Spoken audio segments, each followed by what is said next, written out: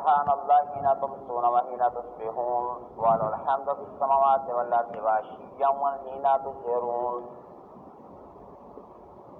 حمد و ثنا کے بعد میرے بھائیو، جمعۃ المبارک کا مقدس دن ہے۔ ہم سب لوگ اللہ کی بارگاہ میں حاضر ہوئے ہیں۔ اللہ تعالی ہماری حاضری کو قبول فرمائے۔ حمد و ثنا بھی اللہ کی ہے جو زمین و آسمان کا مالک اور خالق ہے۔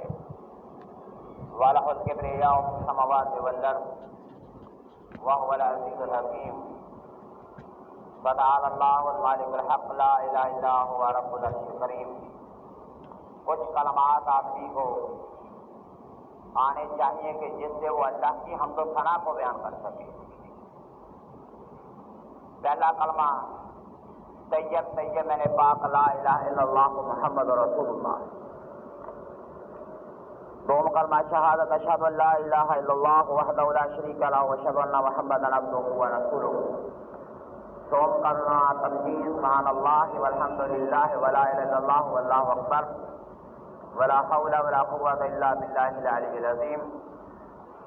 چہارم کلمہ توحید لا الہ الا اللہ وحدہ لا شریک لہ لہ الملک وله الحمد یحیی و یمیت وهو حی لا یموت ابدا ابدا ذو الجلال والاکرام بیدہ الخیر وهو علی کل شیء قدیر۔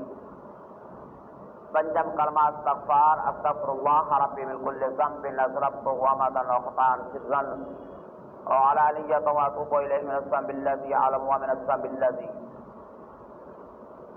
اعلم ومن الذنب الذي لا اعلم انك انت علام الغیوب وستار العیوب غفار الذنوب ولا حول ولا قوة الا بالله العلی العظیم۔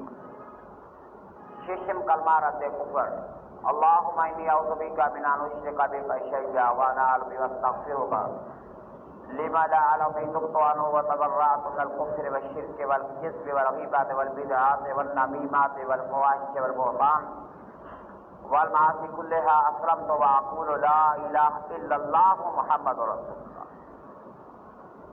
تو اتنی زندگی ہم نے گزاری ہے، تو آیا یہ قرآن پاک کی مکمل تعلیم تو بڑی دور کی بات ہے۔ 10 لاکھ احادیث کا مجموعہ ہے، 1 کروڑ مسائل ہے قرآن کے اندر سے جو استنباط کیے گئے ہیں۔ تو ایک مسلمان جو ہے اس نے اپنی زندگی میں کیا کیا ہے؟ آیا اس نے اپنے بچوں کو یہ کلمے یاد کروائے ہیں، نماز ان کو یاد کروائی ہے،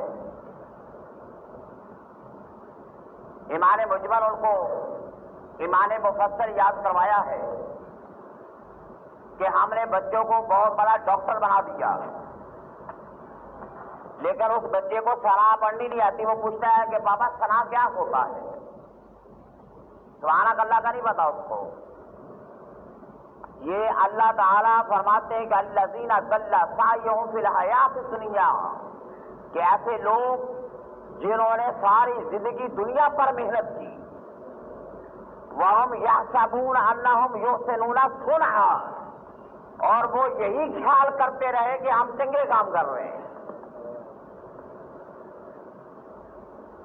کتنے بڑی اللہ تعالیٰ نے بات کی ہے۔ وَهُمْ يَحْسَبُونَ أَنَّهُمْ يُحْسِنُونَ صُنْعًا أُولَٰئِكَ الَّذِينَ كَفَرُوا بِآيَاتِ رَبِّهِمْ وَلِقَائِهِ۔ وہ ان کے چنگے کام نہیں تھے، وہ اچھے عمل کرتے رہے لیکن وہ اچھے نہیں تھے، بلکہ یہ لوگ تھے جنہوں نے اپنے قرآن کا انکار کیا، جن لوگوں نے اللہ سے ملنے کا انکار کیا، ان لوگوں نے۔ اللہ کہتا ہے کہ میں ان کے عمل جو ضائع کر دوں گا قیامت کے دن، جو اپنے آپ کو بڑے سمجھتے رہے، جو اپنے آپ کو بڑا لائق سمجھتے رہے، اللہ فرماتے لیکن ان کے اندر سے تکبر نہیں گیا، ان کے اندر سے بڑائی نہیں گئی، اور سب سے بڑا متکبر وہ ہے جو اللہ کو سجدہ نہیں کرتا۔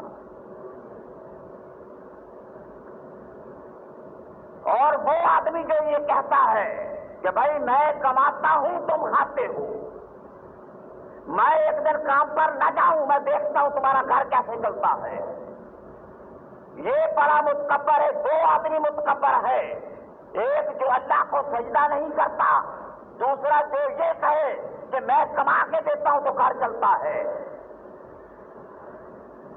ایسا آدمی مر جائے تو اس کا نماز جنازہ پڑھنے سے پہلے مفتی کو فتویٰ لگانا چاہیے کہ یہ بندہ شرک پر مرا ہے، شرک پر، اس کا نماز جنازہ نہ پڑھائے، بلکہ کہے کہ یہ مشرک ہو کر مرا ہے۔ لگاؤ نا فتویٰ، اس پر لگاؤ، اس کو مشرک کہتے ہیں۔ جو یہ کہے کہ میں کما کے دیتا ہوں تو یہ لوگ کھاتے ہیں۔ اللہ کہتا ہے ہر انسان کو میں نے پیدا کیا، میں ان کے رزق کا مالک، میں ان کی جان کا مالک، میں ان کی عزت کا مالک، میں ان کی حیا کا مالک، میں ان کے ایک ایک کام کا مالک۔